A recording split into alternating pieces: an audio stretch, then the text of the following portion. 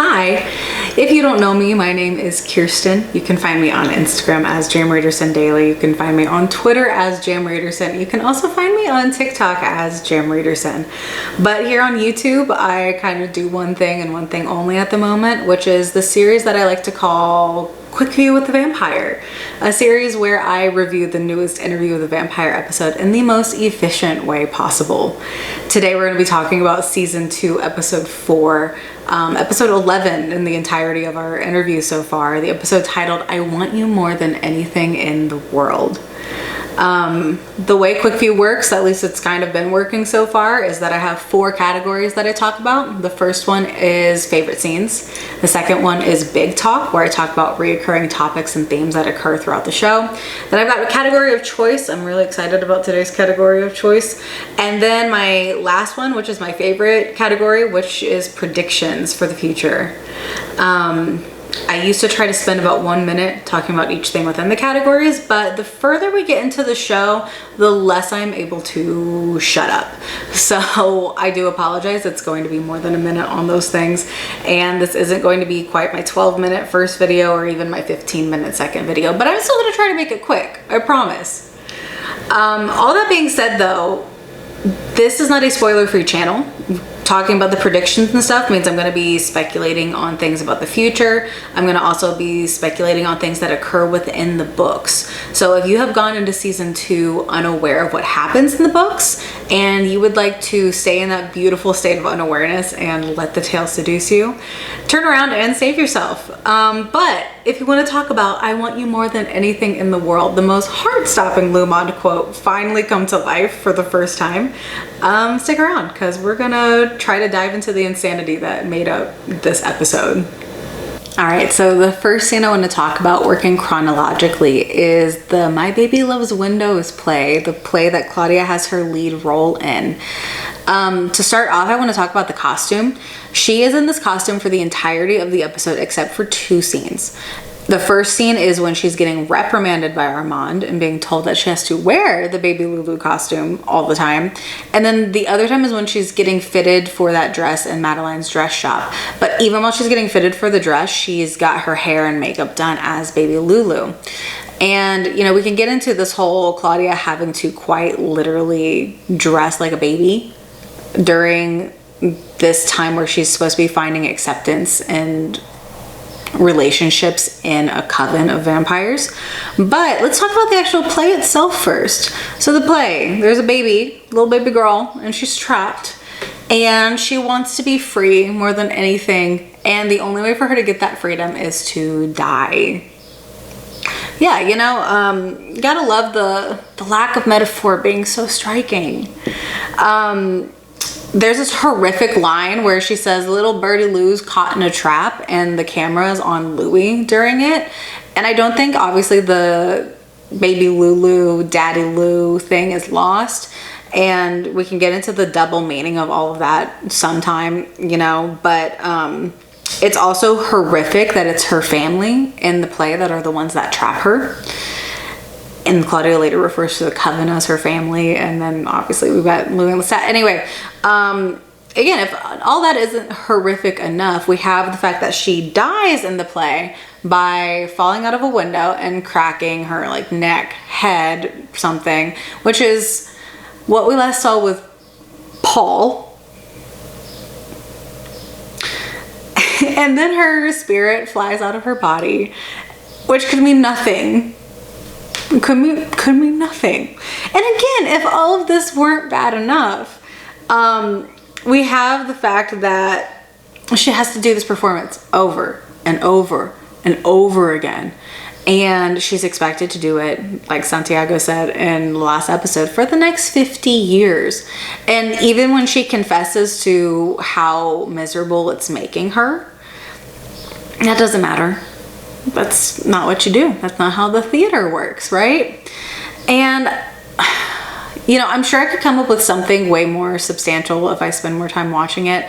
But I kept thinking about, while watching her play on the screen, I kept thinking about Betty Paris in The Crucible and how she runs to the window to fly to her mother and all the girls keep having to drag her back in so she doesn't fall out the window. And how this immediately, because it's in Act 1 of the play, it immediately establishes the hysteria that is sweeping through Salem, and also solidifies this basis for a witch hunt. Again, give me some more time, but I think I could come up with something substantial there. But wild. All right, so the next thing I want to talk about is the scene where Santiago really starts establishing himself as leader of the Coven. This scene starts off following Claudia's disenchantment with her stage performances, and she is receiving directorial commentary from Armand, and it's commentary that completely eviscerates her, and it's done in front of everybody. And while I could talk about that for hours and talk about Armand and Claudia's relationship and their similarities and everything, I do want to focus on Santiago in this scene, because Santiago is so smart in the current series, and he really chooses amazing opportunities to display his particular brand of sadism, which is this getting to know and even befriending his victims. So he comes in almost like Claudia's, you know, kind of savior in this situation, that he's defending her. Like, oh, Claudia bumps into scenery, but Louis can do whatever he wants. When he's really just using Claudia, of course, as a shield to be able to jump not only at Louis, but also at Armand. And I think it's one of the situations where at any other time, Armand would have probably been worse about it. But because Armand is so insecure in his relationship with Louis, it does kind of take the forefront of his mind as soon as it's brought up, right? And Santiago starts mentioning, you know, all the things that Louis is allowed to get away with. And what's funny is in this episode, we learn that vampires are getting away with bending rules, right? Santiago admittedly says that he gets away with bending rules. We have the one guy that was like, running down the street and screaming, "I'm a vampire," and it doesn't appear that they're going to be killing him or anything. And that's one of the great laws. So we know that the great laws get bent, but when you can really make it seem like one person is kind of, you know, quote unquote teacher's pet and getting away with anything, you can build up a mutiny really easily. And Santiago is doing that here, and it becomes very much an Armand and Louis versus us situation. And it's such an interesting episode, and I'm going to talk about power later in this video. But, you know, one of the vampires, I think Celeste, she calls Armand's power like it's a shallow display of power. And we later have Louis tell Armand that like he looks weak with certain things that he's doing. And I just think it's really interesting, but I think the focus on Santiago gives this a really nasty angle for the impending trial that we're going to be seeing this season. All right, so the next thing I want to talk about is Claudia and Madeleine in the dress shop. I am obsessed with how we have watched their relationship progress. I know we haven't had a ton of it this season, but we got a lot of it this episode. And I think that the scene in the dress shop is so formative for Claudia as a character, because even in this coven that Claudia's in, that she wanted to be in and that she's like placed herself within, Claudia is not forming friendships. She's not really even forming acquaintances. And obviously during their time traveling from New Orleans to Eastern Europe, from Eastern Europe to Paris, Louis and Claudia didn't really make any friends with anybody. But Claudia also like never really had friends back in New Orleans. In fact, the only relationship that we see her have in New Orleans that we know about is Charlie. And her relationship with Charlie ended with more loneliness, ended with more of this monstrous identification, ended with more grief. And meanwhile, Louis has had people, you know, like Louis had Lestat. Louis even had his family. I know he didn't have them forever, and the loss of family and this loss of humanity is a huge part of like season 1, but he did have his family. And then, you know, here in Paris, he has Armand. And then he doesn't just have Armand in Paris. I know we're not seeing a ton of it, but he has these like relationships and hobbies and things with humans, right? Louis has things that are his, and he has relationships that are his. And Claudia has never had that really at all. And so for the first time, like, we're watching Claudia get to form a relationship.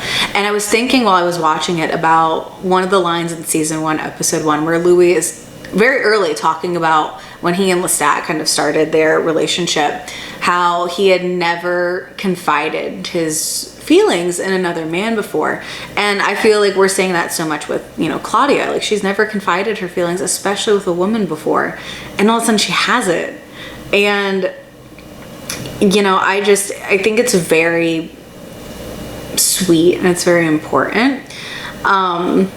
And I think it's a simple scene, but I think it's so impactful too. But like, also then it becomes startling in 2 different ways right at the end. We have the period blood, which is wild. There's no show like this on television. It's so good.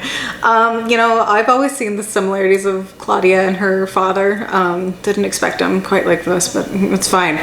But so we have that, and then we also, of course, have Armand showing up like a reminiscent Lestat in season 1, episode 6, dragging Claudia back from the train. But that's neither here nor there. I genuinely love the scene in the dress shop, though. I think it's one of the sweeter scenes that we've ever really had. And again, I know I say it like every quick view that I do, it makes me so sad. Like, okay, I'm gonna take it right now because it's gonna be gone. So thank you for giving me something and then snatching it away. All right, so the next scene I want to talk about is Armand's backstory. Assad, darling, you're so good. This entire scene at the art gallery is wild, from Louis' vintage Leoncoeur line to Dreamstat's mimicry of Louis, especially physically, to Armand unnecessarily flying to the 2nd floor while Louis has to take the stairs. You know, crazy. But obviously the central part of this scene is getting Armand's backstory a little bit. And you know, this comes about because Louis does say the vintage Leoncoeur line, making a call out to Armand saying, you are acting like Lestat. And Armand word for word says, I'm not Lestat, Louis. And then spends the next little bit proving that he's not Lestat. And, you know, it's so important, I think, to remember that Louis doesn't know a lot about Lestat's past, like really anything at all. In the show, he does know a lot more than he ever does in the books. But in the show, even, the first time that we get any bit of Lestat sharing his past with Louis is in episode 6, which is this desperate final attempt to keep Louis at his side after everything that occurred in episode 5. We do know that Nikki had been brought up at least a little bit, but like, we don't know how much, and it doesn't seem to be like a ton. And we have the fact that what Louis does know about Lestat's past is, a lot of it is told from Armand's perspective. And there's like a devastation to that, I think, for Louis in a lot of ways. That's kind of like, I don't really know him. I never really knew him. Because Lestat was always living in the moment. Like, Lestat was like, no, I'm here in New Orleans and I'm living like in what we're doing right now. And Louis wanted to know what made Lestat Lestat. And so Armand does the opposite of Lestat. He shows that vulnerability, and he is able to say, I too have endured, but at what cost? Here is what made me who I am. And it's so well done. Assad's so good. But also I think it's such a gorgeous scene, and how it shows the ball game of a relationship that Louis and Armand have, and how the ball is now more than ever in Louis' court. But I do think something that becomes very clear in the scene as well is that while Louis does hold power, and that is something that he is learning that he holds, I don't think he holds power in the way that he is beginning to think he holds power. But I do think the power that he does hold, sort of like how Armand feels about presiding over the Coven, he's going to come to resent it. And I think that's a really again, power is such a huge thing in this episode, and I am going to talk about it a little bit more later, but this entire scene was just stunningly done and horrible, and oh my god. Okay, the next thing I want to talk about is, in fact, Dreamstat getting put down like a dog. I don't know what else to call it. So Dreamstat shows up a lot in this episode, and in sort of this like final-ish scene that we have with him, he shows up, he calls Louis and Armand's relationship a dalliance. He refers to Armand as a manipulative gremlin. He refers to Louis and Armand's relationship as a poor decision, and then also refers to Claudia as a poor decision right when she walks in the room. And it makes me crazy to remember that Dreamstat is rooted in Louis' memories and knowledge of Lestat, but ultimately that he's Louis' subconscious. And it makes me even crazier to think that Louis has to physically, emotionally, and mentally let go of this hallucination of his ex-husband in order to feel like he can remotely move forward at this point. Lestat and him have such a hold on each other. Again, I said it in another video, like ship of all time, but that's neither here nor there, because let's actually talk about this like final scene. So Louis has to let go of Lestat, and he does so like an owner trying to give their dog like a really like last good day before the dog is put down. Louis literally goes like, shall we hunt? And Lestat's golden retriever ass is like immediately at the door, like tail wagging, like, oh yeah, like let's hunt. And then like while he was walking out of the building and he's like talking to himself, because he's talking to Lestat, and Santiago and some of the mutinous Coven members witness that. That's hysterical. But they're like, you know, they're going through the park, Louis and Lestat, and it's like Louis like kind of letting him get just like excited about like what's going on, like, oh, like what are we gonna hunt? And it's like, oh, like he has all these ideas. And then when Louis like, you know, have a seat, he's like, hunt later. Like it's almost like you can just see the like the dog thing, you know. And then like a gentleman who waits for Louis to sit down first. I love him. And then there's just the heart-wrenching part though, which is, you know, Armand shows up and they kind of get into this conversation of like, Lestat, oh, you're gonna do what I want you to now? And Lestat's like, no. And then Louis is like, say apple. And he says apple, and say it in French. Say it in French. And like, I feel like you can see it like on Dreamstat's face, this like, yeah, I'm not me. Like we both know I'm not me. We both know this isn't real, that this isn't a thing. And like, I don't know, I feel like I'm just rambling about it because I can't cope with how sad this scene made me feel, because it felt so much like season 1 episode 7. It felt like losing Lestat and Louis again. Because like, isn't their relationship just, you know, so much of why a lot of us are here, witnessing the insanity that is their love story. And so it felt like losing them again. And please don't even ask me to talk about the why this suit and the it's my favorite on you and then the initials and stuff, because I will start crying. And I'm really sad to lose Dreamstat. I love him. He's so funny. Louis is funnier than he thinks he is, because Dreamstat's hysterical. And it's just such a sad scene. All right, so the last scene I want to talk about is Daniel discovering the files on the computer while Louis and Armand are in a big old fight. So we'll talk about Louis and Armand fighting real quick. I think this fight about the photos is wild, because Louis and Armand in Dubai are very, very, very controlled individuals. Yes, we've seen Louis have moments of a loss of control, obviously, but he always reels it in. He kind of always brings it back together, and he's 98% of the time very just like soft-spoken, conversational, and whatever. They are yelling, right? Like they are in this room, you can hear it like outside, and it's such a loss of control for both of them. And it's the first time that Daniel's seeing this loss of control in the regard of their relationship, right? Like, they've been putting on this show, and there's something about this fight being instigated because of Armand's attempts to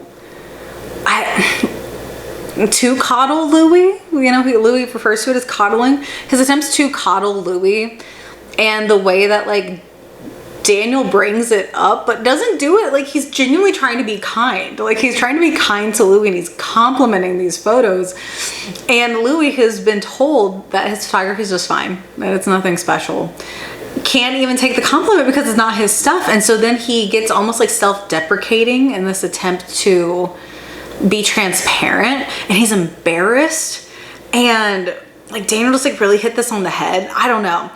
And I think at any other point in the show, Daniel would be jumping at this opportunity to like therapize or be the investigative journalist about this particular moment breaking Louis and Armand. But he can't do that because while going through these crazy files that the Talamasca have left on his computer, he finds pictures and audio of himself from the first interview. And there's so much to talk about with like this discovery. I'm so scared. And one of my predictions is about something in this discovery, so I will go into it more later. And I think that there's just like some insane truth that's going to be revealed in the next episode through these files. And I think it's gonna make a lot of things clear to Daniel. I think it might make a lot of things clear to Louis. But yeah, I'm gonna talk about the photos later because Louis, baby doll, what's up?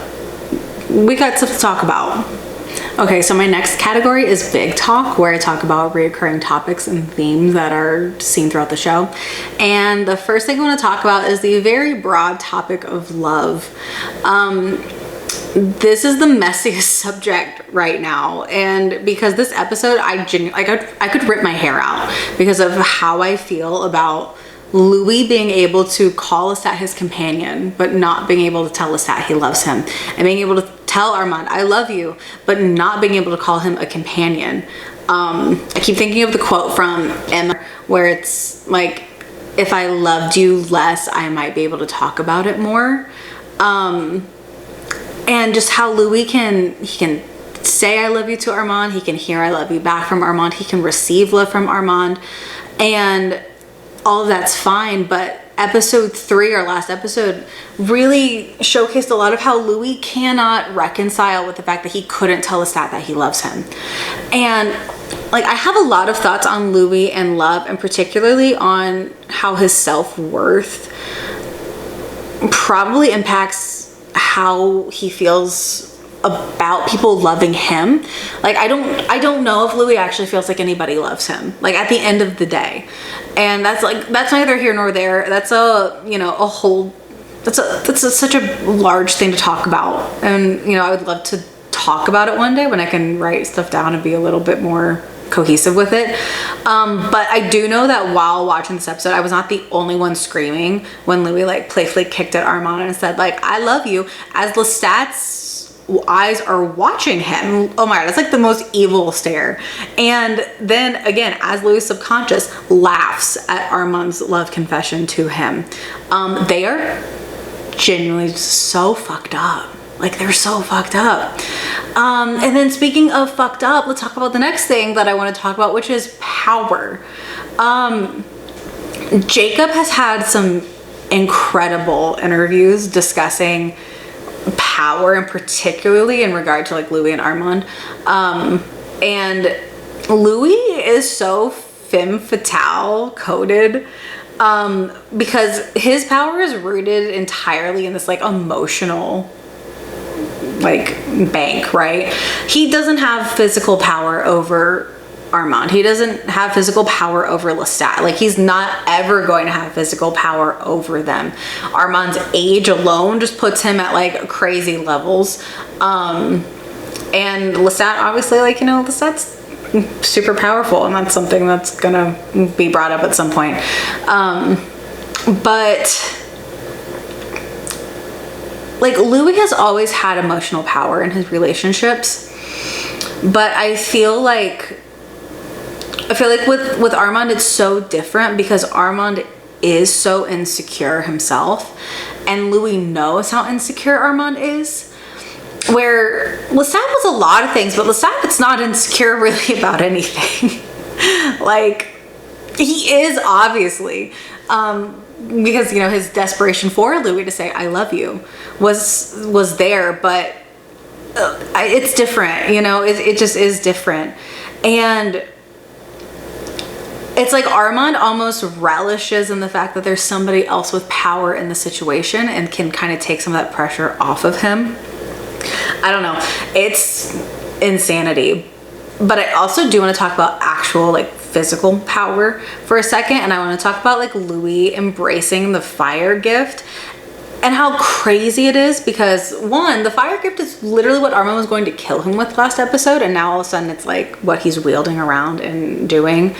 And it is a gift that Armand is teaching Louis, but that Louis seems to only be able to use really efficiently when thinking of Lestat. And I think that gets really into, there's a line that Santiago has in this episode, which is he's talking about his maker, and he says, here lies Daddy Vamp. Is that what he calls him? Daddy Vamp? That's a whole thing. I could get into like my season 1 absolute like maker father stuff. Anyway, that's a whole other ball game.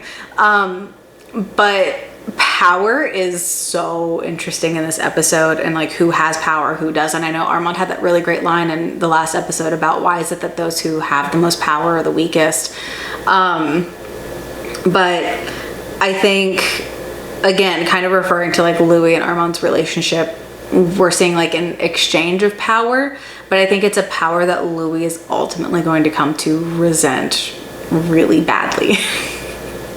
All right, so for my category of choice today, I'm going with best comedic moments amongst the psychological warfare that was this episode. Because while this episode had me losing my mind every 4 seconds, it also had me dying laughing every 4 seconds because some of the lines were wild.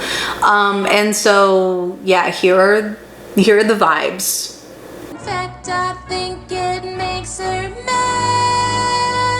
He reads books during Blood Sabbath. I'll loan it to you when I'm done. Where's the secret? Oh, I'm the secret.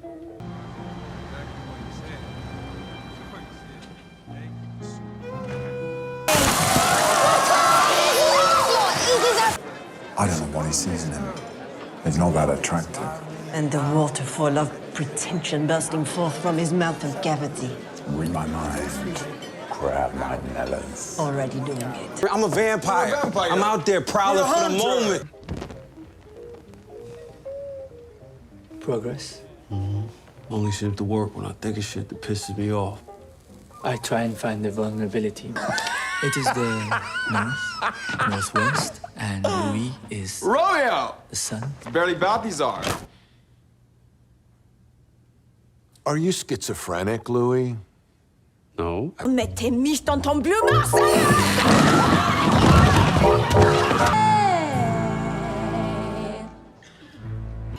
I hate this song like I hate my mortal father. I dream that my mortal mother sings it.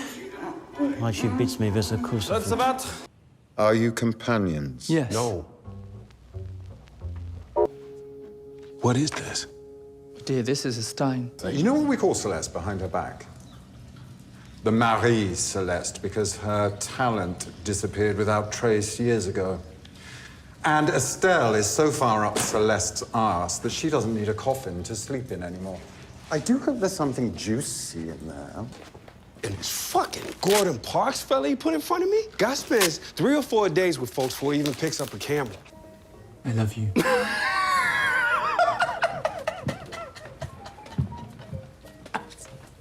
You promised you wouldn't talk. I love you. All right, so my last category, my favorite category, which is Kirsten's predictions. 2 of my predictions are pretty short. There's not too much to say about them. One, however, is a lot. And so I'm going to talk about the shorter ones first. So the first one I do want to talk about is Louis not being a good photographer. I love it. I really do. I love it so much.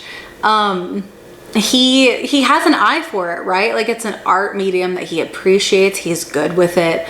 But he struggles to bring his own vision to life. And I think that's fascinating. And I think that feeds into sort of what we're witnessing with Daniel being in Dubai, because this is Louis' story, right? But Louis cannot bring it to life. He needs somebody else to do that for him. I also think there's an interesting thing to talk about regarding the fact that, like, in Paris in this episode, we're witnessing Louis kind of being this like art dealer as well too, like talking about like, oh yeah, I bought this painting from you in the spring and I hung it over my bed and then I sold it to so-and-so and now I'm doing this, and I'm like, whatever. But in Dubai, Armand is the one handling like all of this stuff, and it's on like the bacon triptych and everything. I don't know what all that means, and I'm not super well versed in art, like under any circumstance. So I learn things from my really talented and intelligent friends that know a lot about art, but there's something about Daniel having to be there to bring this art to life, and I don't know where I'm going with it, but it's a prediction. It's why it's happening, right? My second prediction is Madeleine is right now making the dress that Claudia is going to die in. Like, it's yellow. Yellow's iconic for Claudia, and not in a good way. And I'm just really sad about it. Like I said, there's nothing really to say about it. That's what's happening. I'm really sad. Like, I saw it and I was like, you know, I love this scene. I love this dress shop scene. I love watching Claudia build this friendship. I hate this dress. I hate it so much. It has me real stressed out. But my last prediction, let's get into the one I'm going to spend the most time on, which is 1970s San Francisco. Y'all, this trailer for the next episode and these glimpses of flashbacks that Daniel is like experiencing. San Francisco is going to be worse than we ever thought. And obviously I know San Francisco is a lot about Daniel, right? Because Daniel's the one that's having these like flashes of memory coming back. Daniel's the one that's kind of losing his like mind about San Francisco in a lot of ways. That's why he can't focus right now. But I do want to talk about Louis for a second, because those pictures. Okay, so we have like a picture of like Louis and Daniel like walking together, which is very cute. I am a damn Lou fan. That's neither here nor there. I like anybody with Louis. As long as Louis is happy, I'm happy. But the picture that has like Armand and then like he and Louis are holding Daniel. That is Louis, right? Like, he's wearing a hoodie. And it's hard to tell like the exactness, but there's not like a random fourth person, right? What's up with him? His face looks damaged. His hand looks damaged. What happened in San Francisco? What happened to Louis in San Francisco? Daniel and Louis are both experiencing some major memory loss of drastic things, and Armand might be the key, or maybe Louis and Daniel can be the key for each other. I don't know, but I do know that there's something wrong with Louis in that picture, and it's what happens while Daniel's in that apartment that leads to that. Like, Daniel being hurt, like, I understand, like, he's a human, he's with these vampires. We see in the trailer like Armand biting him, or at least getting ready to. We've seen the Louis attacking him like clip at one point, so like that all makes sense. Daniel, like, whatever, we know he lived, he's fine, look at him, he's thriving. But I'm concerned. I'm always concerned about Louis. I'm concerned about Louis. What's happening? I don't know, those pictures, I need to know. I need to know what happened. I also would like to not know anything, and I would like to quit watching the show and having emotional investment in it because it has me stressed all the time. Okay. Give me my life back. Alright, and that is all for episode 4 of Quickview with the Vampire. A review of season 2, episode 4 of Interview with the Vampire. I want you more than anything in the world. If you stuck around this long, thank you for watching. Thank you for giving any of my ramblings a chance at any point. Let me know down below what you thought of episode 4. And also let me know what you think of San Francisco upcoming. I gotta know, because my stomach is in knots at the implications of the truth of the first interview finally coming to light. And it's true, I don't even know what it is. I feel sick about it. Yeah, so again, I've said it in another video. If you guys would like to start group therapy together and have, like, you know, emotional support group, let me know. We should come up with something. I don't know what, something, right? If Daniel can therapize Louis, we can therapize each other.